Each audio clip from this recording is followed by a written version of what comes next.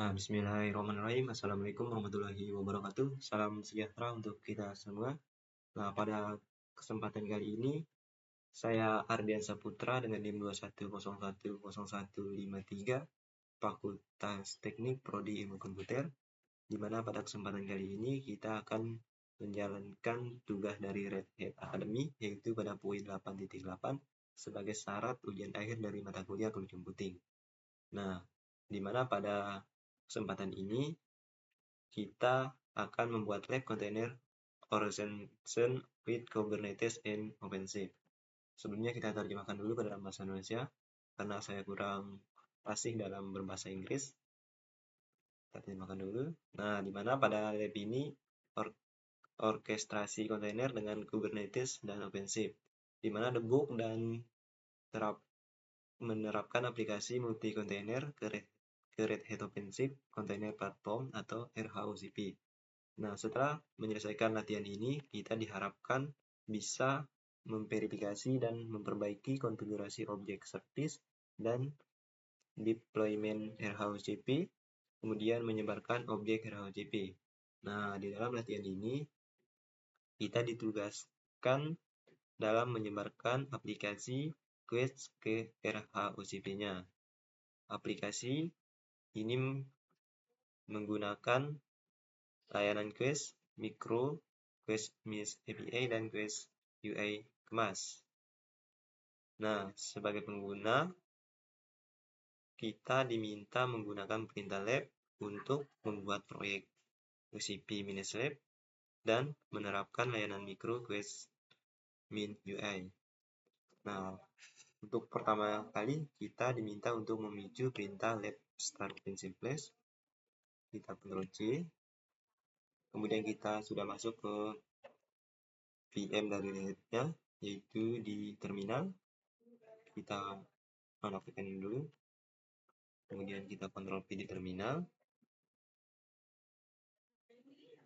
Kita kurang L-nya, masukkan ya. Kemudian enter. Kita tunggu beberapa saat.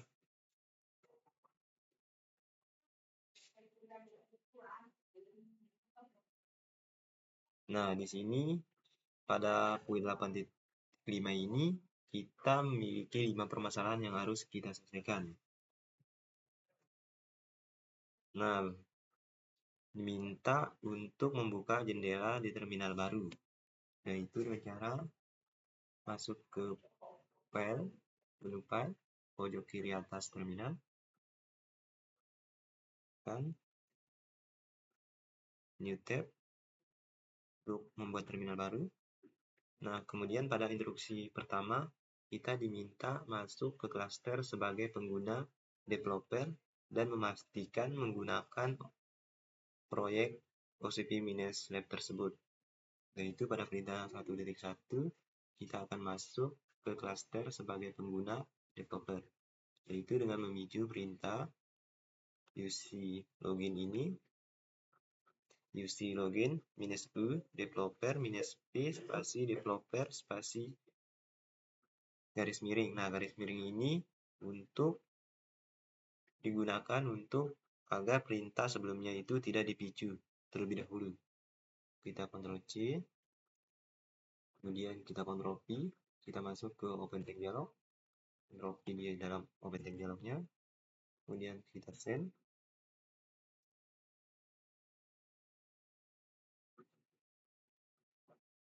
kemudian enter. Nah, setelah itu kita sudah berhasil login ke project USP-lab. Nah, kemudian pada langkah 1.2 ini kita dipastikan menggunakan proyek UCP Lab tersebut dengan memicu perintah UC project spasi UCP-lab. Kita Ctrl C, kemudian Ctrl P di terminal, setelah itu tekan enter. Nah, di sini kita sudah ada di project UCP Lab di server HTTP API. Kemudian di langkah kedua kita diminta untuk mengubah direktori ke dalam /do188//OpenShift-lab.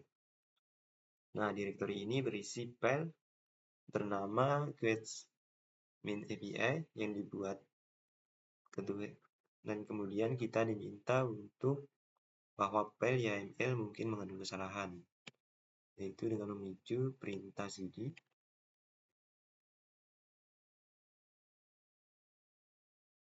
Kita Ctrl C, kemudian kita Ctrl V di terminal, setelah itu tekan enter. Nah, di langkah ketiga kita diminta untuk menggunakan file deployment.yml tersebut untuk menyebarkan kontainer Quest Min API di project UCP Lab RAHJP.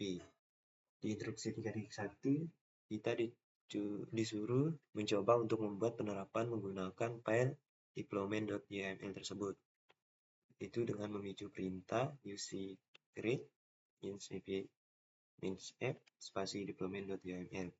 Kita Ctrl C, kemudian kita Ctrl V di terminal. Setelah itu tekan enter. Nah, kemudian penyebaran mendefinisikan port aplikasi dengan label app sama dengan Quest Min API, namun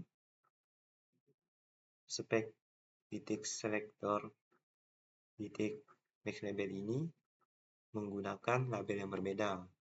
Kemudian kita diminta untuk masuk ke instruksi 3.2, yaitu membuka file deployment.yml dalam editor teks seperti gedit. Nah, kita akan menggunakan gedit untuk masuk ke filenya, juga bisa menggunakan nano, dan kita diminta untuk mengubah spec.selector.max_label ini untuk menggunakan label yang sama dengan bidang spek template metadata label tersebut. Kemudian kita masuk ke terminal, kita ketik gedit, kemudian nama filenya yaitu deployment.yml, Ctrl C, kemudian Ctrl V di terminal. Nah, itu kita tekan enter. Nah, kita sudah masuk ke file deployment.yml. Sebelumnya kita terjemahkan dulu bahasa Inggris agar sesuai. Nah, di sini kita diminta untuk menambahkan mesh labelnya API.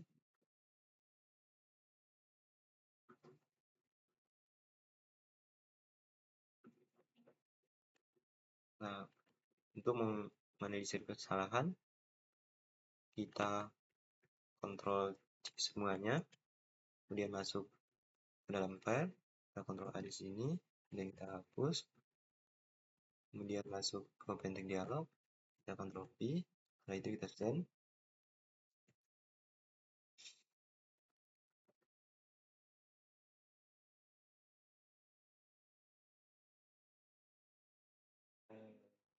Kita tunggu beberapa saat.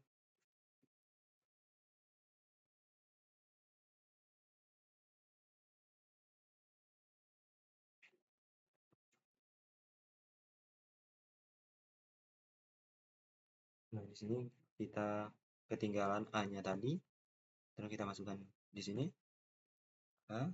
Setelah itu kita save atau simpan, kemudian kembali ke terminal, kemudian kita lanjut ke langkah atau instruksi 3.3, di mana pada instruksi 3.3 ini kita diminta untuk membuat penerapan dengan menggunakan file deployment.yml, yaitu dengan memicu perintah uc spasi create spasi minus f spasi deployment.yml. Kita Ctrl C, kemudian kita Ctrl V di terminal. Setelah itu kita tekan enter. Nah, di sini ada catatan bahwa kita dapat mengabaikan peringatan keamanan port untuk latihan dalam kursus ini. Red Hat OpenShift menggunakan mengontrol batasan konteks keamanan untuk menyediakan default yang aman untuk keamanan port. Nah, di sini ada peringatan atau warning, kita abaikan saja. Nah, kemudian kita diminta untuk masuk ke instruksi 3.4, di mana kita diminta untuk memverifikasi bahwa port Quest Min API ini aplikasi berada dalam status running, yaitu dengan memicu perintah OC get PO. Kita Ctrl C, Kemudian kita kontrol di terminal, sudah tekan enter. Nah, status dari Quest API ini berstatus running. Nah, setelah itu kita masuk ke instruksi keempat, di mana kita diminta untuk menggunakan file service.yml tersebut untuk mengkonfigurasi jaringan Quest main UI dalam proyek OCP Lab. Nah, konfigurasi file service.yml ini agar sesuai dengan persyaratan berikut.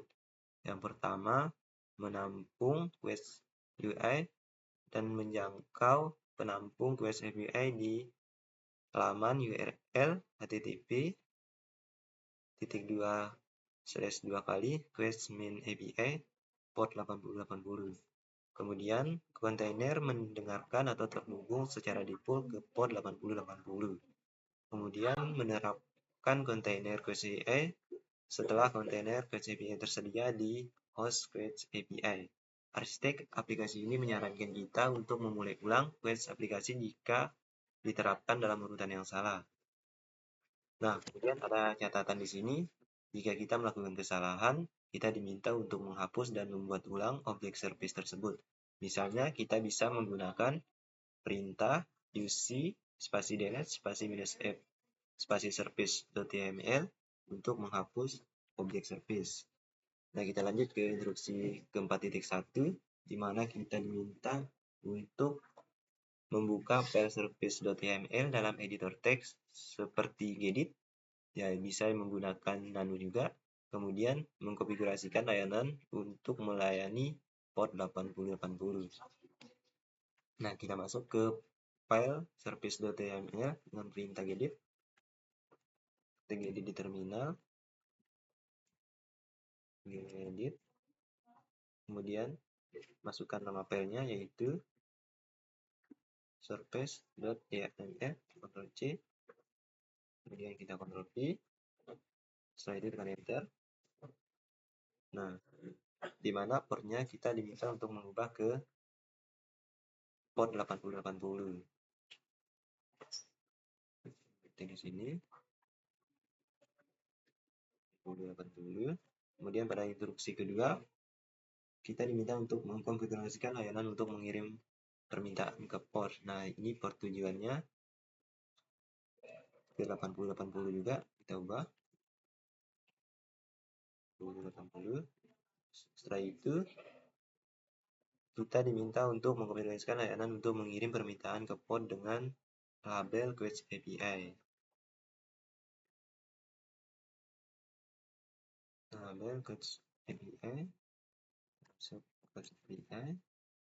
kemudian mengkonfigurasi layanan agar tersedia pada nama host Quest API. Masuk ke nama host,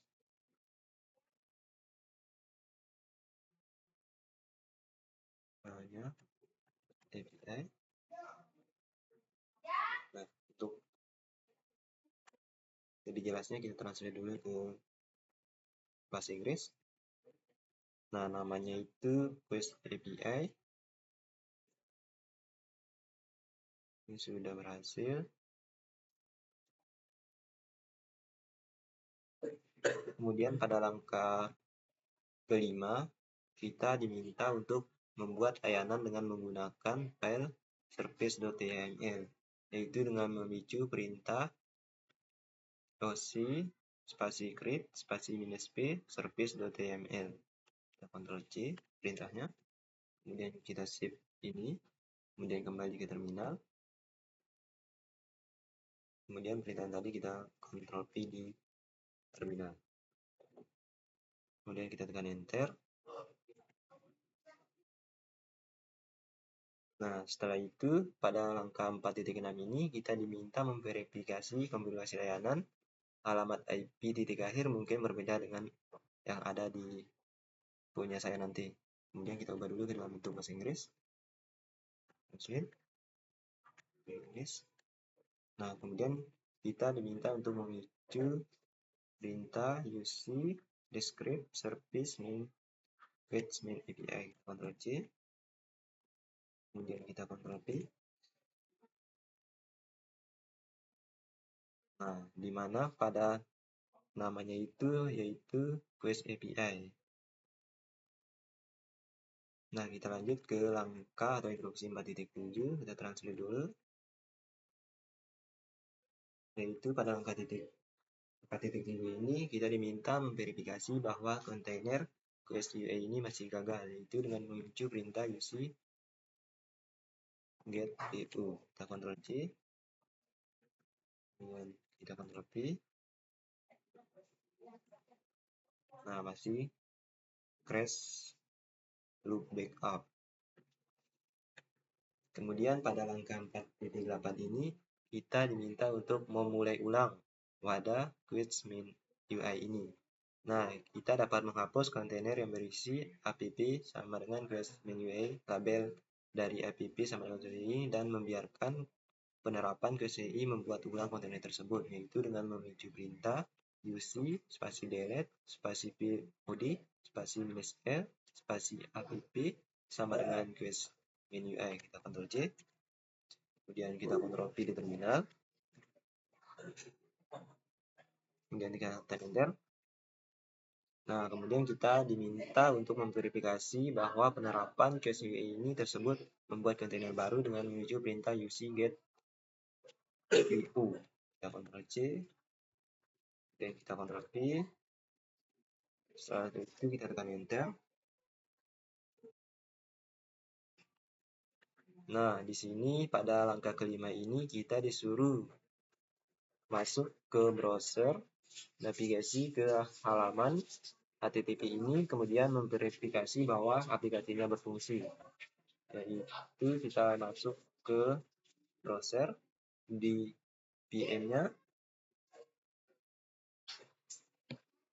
kemudian kita salin link ini, kita Ctrl C, kemudian kita masuk ke terminal. Setelah itu kita Ctrl V.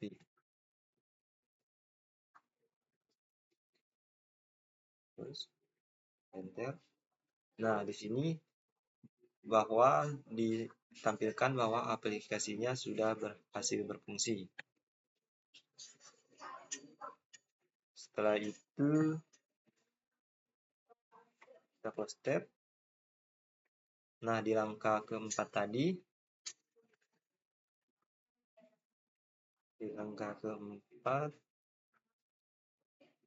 nah, di catatannya ini, jika kita melakukan kesalahan, hapus dan buat ulang serpihan objek tersebut. Misalnya, kita bisa menggunakan UC delete -p, perintah UC spasi delete spasi main app service.yml untuk menghapus service objek. Nah, kita picu perintah ini untuk menghapus service objeknya. Kita Ctrl C, kemudian kita Ctrl V. Nah, sebelumnya kita coba lihat di terminal pertama apakah semuanya sudah berhasil. Nah, di sini semuanya sudah berhasil. Kalau kita Y dulu ini sebelum menghapusnya akan terjadi kesalahan nanti. Kita coba dengan menghapus service-nya dulu. Kita enter. Nah, service Quest API berhasil dihapus. Nah, kemudian kita bisa masuk ke perintah terakhir, yaitu menyelesaikan latihan ini. Hal ini penting untuk memastikan bahwa sumber daya latihan sebelumnya tidak mengaruhi latihan yang akan datang. Maksudnya ini, pada instruksi ini, agar latihan sebelumnya tidak mempengaruhi latihan yang akan datang, yaitu dengan menuju perintah lab finish offensive -lab. Kita Ctrl C, kemudian Ctrl V di sini. L-nya tidak masuk, kita masukkan L, kemudian kita tekan enter.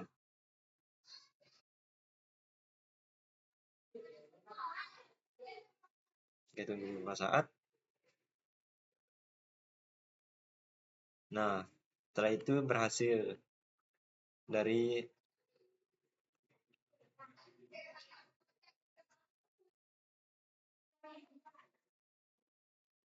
pada poin 8.5 ini kita sudah berhasil membuat lab orkestrasi kontainer dengan Kubernetes dan OpenShift. Nah, itu saja penjelasan dari saya, lebih kurangnya saya mohon maaf.